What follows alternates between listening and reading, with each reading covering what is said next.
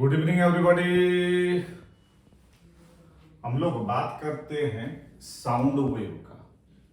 Sound wave में जो important है जेईई मेंस के हिसाब से, उसमें पहला है equation of wave. Equation of wave.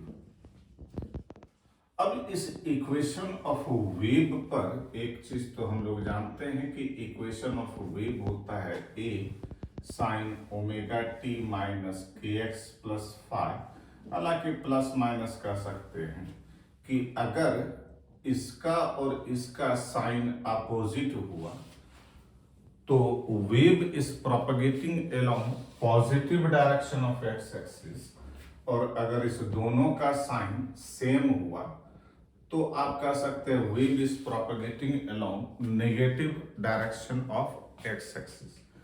इसमें जो क्वेश्चन आपको मिलेगा वो ये कि y इक्वल टू मान लीजिए ए साइन ओमेगा टी माइनस के एक्स है, मतलब wave is propagating along positive direction of x axis, जिसका फेज कांस्टेंट क्या है? 0। अब बात एक चीज ये है कि इसी इक्वेशन को हम डिफरेंट फॉर्म्स में भी कन्वर्ट कर सकते हैं। This is t by T x by lambda. Other भी फॉर्म हो सकता है A sine omega, this is t minus x by v, या इसी को कह सकते हैं ए साइन के v t minus x. Equation एक ही है लेकिन इसको डिफरेंट फॉर्म्स में कन्वर्ट कर सकते हैं। और इस टाइप का आपको इक्वेशन दिया हुआ रहेगा और उसमें अगर हो सकता है कभी पूछ देगा टाइम पीरियड क्या है, कभी पूछ देगा वेवलेंथ क्या है, कभी वेलोसिटी ऑफ वेव क्या है, कभी इस फॉर्मेट में इक्वेशन दिया रहेगा और आपसे पूछेगा कि what is velocity of wave, तो v इज ओमेगा बाई के, क्योंकि this is 2 pi f, this is 2 pi by lambda and this is f lambda, this is velocity of wave. तो इस ढंग का क्वेश्चन आपको मिलेगा, कभी वेवलेंथ, कभी फ्रीक्वेंसी, कभी वेलोसिटी ऑफ वेव। इस ढंग से क्वेश्चन आपसे पूछा जाएगा और वो आसान होता है। दूसरा है velocity of transverse wave in string। transverse wave in string, और ये बहुत ही इंपॉर्टेंट टॉपिक है क्योंकि इसी पर आप देखिएगा कि बार बार क्वेश्चन पूछा जाता है। मान लीजिए एक स्ट्रिंग है, इस स्ट्रिंग को दो एंड्स पर फिक्स कर दिए हैं, इसमें टेंशन T है, लीनियर डेंसिटी म्यू है। अगर इसमें वाइब्रेशन क्रिएट करें तो इस ढंग से वेव प्रोपगेट करेगा, और जो वेव प्रोपगेट करता है that is transverse wave, and the velocity of transverse wave is under root T by mu. Under root T by mu. कभी टेंशन दिया रहेगा, लीनियर डेंसिटी दिया रहेगा, आपसे वेलोसिटी पूछेगा, दो डिफरेंट टेंशन पर वेलोसिटी का रेशियो पूछेगा, या वेलोसिटी का रेशियो दिया हुआ हो, आपको इनिशियल टेंशन दिया हो, आपसे फाइनल टेंशन पूछे। इसी को और आगे अगर बढ़ाएं तो T upon m by L, और इसी को कह सकते हैं अंडर रूट टी एल।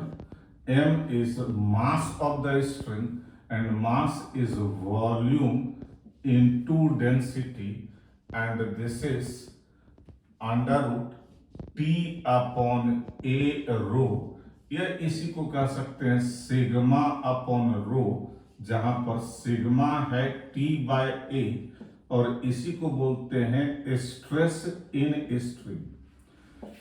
अब इसी स्ट्रेस को रिलेट करेगा आपको इलास्टिसिटी से, क्योंकि young modulus of elasticity is stress upon strain.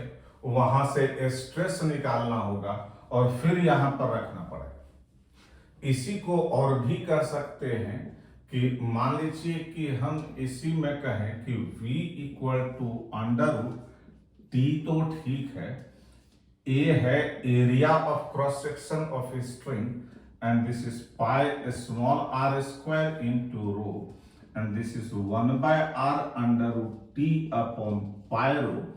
और आपको इस पर जो क्वेश्चन मिलेगा कि भाई दो डिफरेंट स्ट्रिंग है, उसमें टेंशन का रेशियो दिया है, रेडियस का रेशियो दिया है, डेंसिटी का रेशियो दिया है और आपसे वेलोसिटी का रेशियो पूछेगा, या सारा वैल्यू दिया है, वेलोसिटी डायरेक्टली पूछेगा।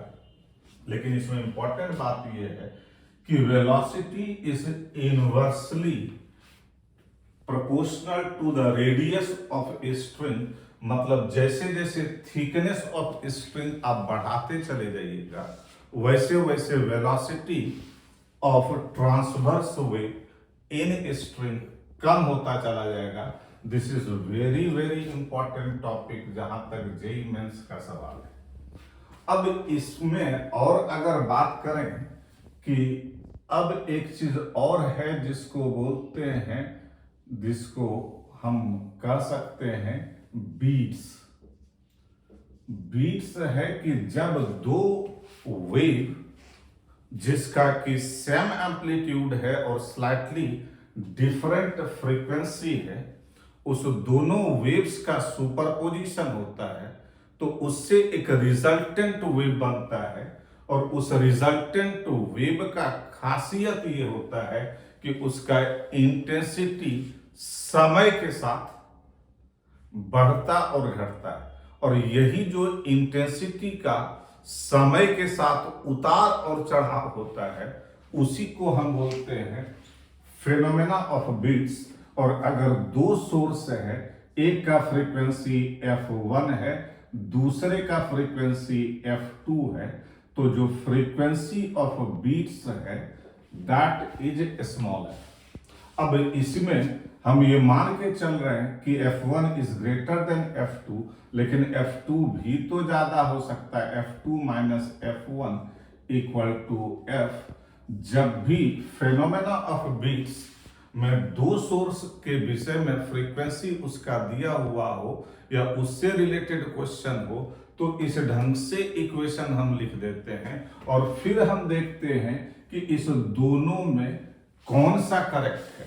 और वो कौन सा करेक्ट है उसके लिए क्वेश्चन में कुछ न कुछ इंफॉर्मेशन दिया है। क्या इंफॉर्मेशन दे सकता है कि जब भी हम ट्यूनिंग फॉर्क का फाइलिंग करते हैं तो उसका फ्रीक्वेंसी बढ़ जाता है, और अगर हम उसके ऊपर वैक्सिंग करते हैं, मोम लगाते हैं, तो उसका फ्रीक्वेंसी घट जाता है। और उस इंफॉर्मेशन के आधार पर हम ये चीज डिसाइड करेंगे कि इस दोनों में से कौन सा सही है। और जैसे ये डिसाइड हो गया तो एक का फ्रीक्वेंसी दिया है, दूसरे का फ्रीक्वेंसी निकल जाएगा। अब इसी में एक चीज और है, that is the stationary wave. Stationary wave, जब भी दो वेव्स जिसका कि सेम फ्रीक्वेंसी है और सेम एम्पलीट्यूड है अपोजिट डायरेक्शन में प्रोपगेट करता है तो उसके सुपरपोजिशन से एक रिजल्टेंट वेव बनता है। और उस रिजल्टेंट वेव का खासियत ये होता है कि मीडियम का जो एनर्जी जहां पर है वो उसी जगह पर लोकलाइज्ड हो जाता है। There is no propagation of energy from one point to another point in the medium takes place. और ऐसे ही वेव को हम बोलते हैं स्टेशनरी वेव या स्टैंडिंग वेव। और इस स्टेशनरी वेव के केस में जो मीडियम का डिफरेंट पार्टिकल्स है वो डिफरेंट एम्पलीट्यूड से ऑसिलेट करने लग जाता है। और अगर हम इस स्टेशनरी वेव के एक इक्वेशन को देखें तो 2a cos kx sin omega t, normally stationery wave का इक्वेशन आपको दिया हुआ रहेगा और उसके आधार पर आपसे क्वेश्चन पूछा जाएगा। This is a0 cos kx sin omega t या इसी को कह सकते हैं this is A S sine omega T, where A S equal to A not cos K X. और यहां पर हमको दिख रहा है कि जब cos kx का वैल्यू प्लस माइनस 1 होगा तो amplitude of oscillation of the particles of the medium maximum होगा, और मीडियम का वो सब पॉइंट्स जहां पर कि एम्पलीट्यूड ऑफ ऑसिलेशन मैक्सिमम होता है, ऐसे पॉइंट्स को हम बोलते हैं एंटीनोड्स। और जहां पर का जो एम्पलीट्यूड ऑफ ऑसिलेशन है वो मिनिमम होता है, ऐसे पॉइंट्स को बोलते हैं नोड्स।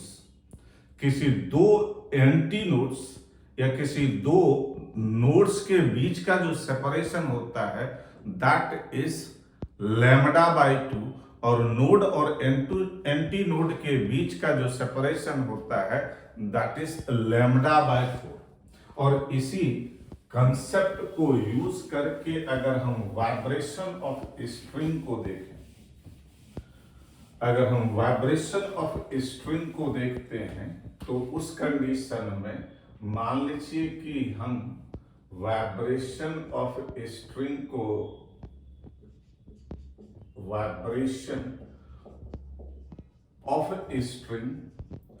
मान लेते हैं कि एक स्ट्रिंग है जो इस ढंग से दो पॉइंट्स के बीच फिक्स्ड है, इसका टेंशन T है, लीनियर डेंसिटी म्यू है। अगर हम यहाँ पर वाइब्रेशन क्रिएट करें तो एक वेव इधर जा रहा है, एक रिफ्लेक्टेड वेव है, दोनों वेव्स का सेम फ्रीक्वेंसी है लेकिन अपोजिट डायरेक्शन में प्रोपगेट कर रहा है। तो ऐसे स्थिति में स्टेशनरी वेव का फॉर्मेशन होगा, और स्टेशनरी वेव का जब फॉर्मेशन होगा तो एक बात ये तो क्लियर है कि दोनों एंड्स पर फिक्स्ड है, और चूंकि फिक्स्ड है तो मजबूरी में ही सही इस दोनों जगह पर नोड का फॉर्मेशन होगा, और दो नोड के बीच में एक एंटी नोड होगा। इसलिए यही स्ट्रिंग में जब स्टेशनरी वेव का फॉर्मेशन होगा तो इस ढंग का स्थिति होगा।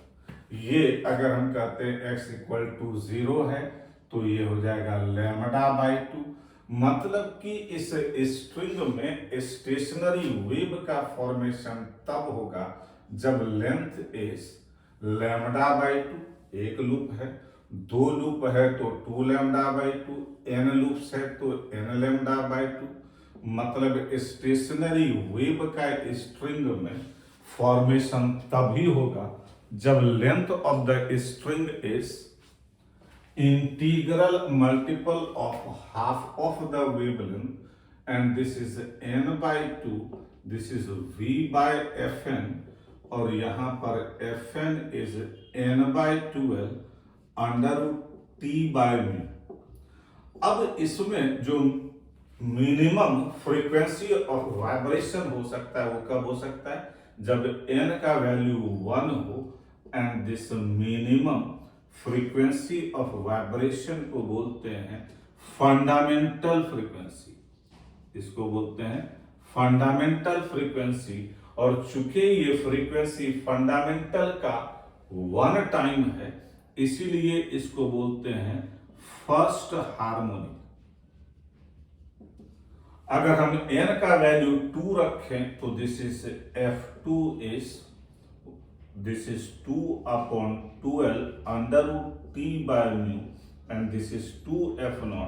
और चूंकि ये फंडामेंटल फ्रीक्वेंसी का 2 टाइम्स है इसलिए दिस इज सेकेंड हार्मोनिक, या इसी को बोलते हैं फर्स्ट ओवरटोन।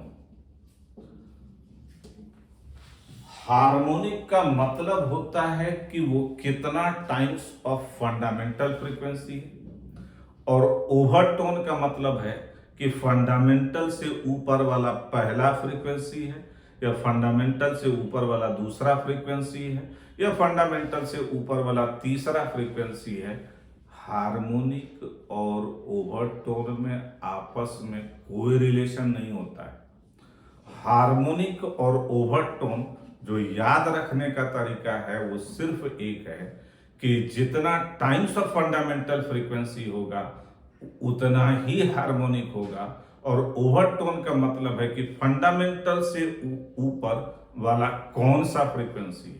पहला वाला है तो फर्स्ट ओवरटोन, दूसरा वाला अगर है तो सेकंड ओवरटोन, तीसरा वाला फंडामेंटल से ऊपर वाला है तो थर्ड ओवरटोन। और इस पर क्वेश्चन बहुत सारा पूछा जाता है और सिर्फ फॉर्मूला लगाइए और क्वेश्चन बन जाएगा। जेईई मेंस में ऐसा ही क्वेश्चन पूछता है, कोई दिमाग लगाने की जरूरत नहीं है, प्रॉपर वे में फॉर्मूला यूज कीजिए। इसके बाद है आपका organ pipe. Organ pipe, organ pipe कुछ नहीं बल्कि एक सिलेंड्रिकल ट्यूब है। आप और आसानी से बोल सकते हैं कि ये कुछ नहीं बल्कि फ्लूट है, बांसुरी। और बांसुरी दो टाइप का होता है, एक होता है जिसका कि दोनों एंड ओपन होता है और ऐसे बजाते हैं, और एक दूसरा होता है जिसका एक एंड ओपन होता है और इस ढंग से बजाते हैं।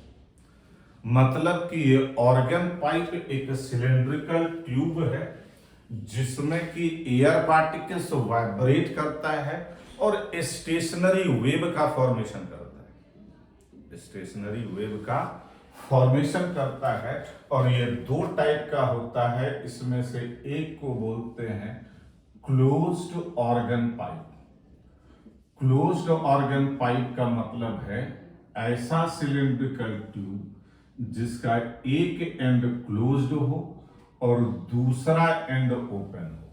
चूंकि जो एंड क्लोज्ड है तो यहां का पार्टिकल चाह के भी वाइब्रेट नहीं कर पाएगा, और यहां पर एंटीनोड है, फ्री एंड है, तो मैक्सिमम एम्पलीट्यूड ऑफ ऑसिलेशन होगा और इस ढंग से इसमें स्टेशनरी वेव का फॉर्मेशन होगा। और इसके लिए अगर इस लेंथ को हम L कहें तो दिस लेंथ इज λ/4।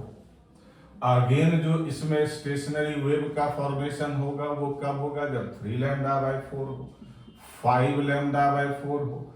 मतलब क्लोज्ड ऑर्गन पाइप में स्टेशनरी वेव का फॉर्मेशन तब होगा when the length of the organ pipe is odd multiples of 1/4 of the wavelength।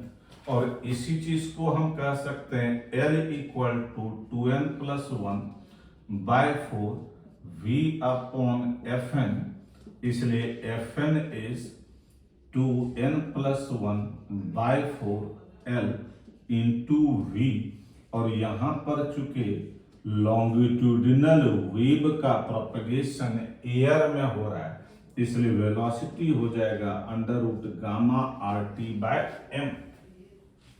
अब अगर हम यहां पर n का वैल्यू 0 रखें क्योंकि ये मिनिमम फ्रीक्वेंसी ऑफ वाइब्रेशन है, दिस इज V/4L और इसको बोलते हैं फंडामेंटल फ्रीक्वेंसी या इसी को बोलते हैं फर्स्ट हार्मोनिक। अगर हम इसी में n का वैल्यू 1 रखते हैं तो this is 3V/4L, this is 3F0। इसको आप थर्ड हार्मोनिक कह सकते हैं या फर्स्ट ओवरटोन कह सकते हैं। थर्ड हार्मोनिक या फर्स्ट ओवरटोन। अगर n का वैल्यू 2 रख दिए तो this is 5V/4L, this is 5F0, this is fifth harmonic या इसी को कह सकते हैं सेकेंड ओवरटोन एंड सो। अब अगर बात करते हैं ओपन ऑर्गन पाइप का तो ओपन ऑर्गन पाइप के केस में, ओपन ऑर्गन पाइप के केस में दोनों एंड जो है वो ओपन होता है और चूंकि दोनों एंड ओपन है तो नेचुरल है कि दोनों जगह पर एंटीनोड का फॉर्मेशन होगा और उसके लिए जो लेंथ होना चाहिए दैट शुड बी λ/2 या इसी का और आगे बढ़ेगा 2λ/2, 3λ/2। मतलब कि इस ओपन ऑर्गन पाइप में स्टेशनरी वेव का फॉर्मेशन तब होगा जब length of the organ pipe is integral multiple of half of the wavelength, and this is Fn equal to n by 12 into V। n का वैल्यू 1 रखेंगे तो fundamental हो गया, या उसी को हम कह सकते हैं फर्स्ट हार्मोनिक हो गया। n का वैल्यू 2 रखेंगे तो सेकेंड हार्मोनिक हो गया, फर्स्ट ओवरटोन हो गया। और आपको हार्मोनिक और ओवरटोन के विषय में दिया रहेगा कि कोई भी ऑर्गन पाइप किस हार्मोनिक में वाइब्रेट कर रहा है, उसके आधार पर आपको फॉर्मूला लिखना पड़ेगा। और उसमें वेलोसिटी ऑफ साउंड अगर दिया है तो लेंथ पूछेगा, लेंथ वेलोसिटी दिया है तो फ्रीक्वेंसी पूछेगा, और इस ढंग से इस पर बेस्ड क्वेश्चन बनता है। Okay, thank you.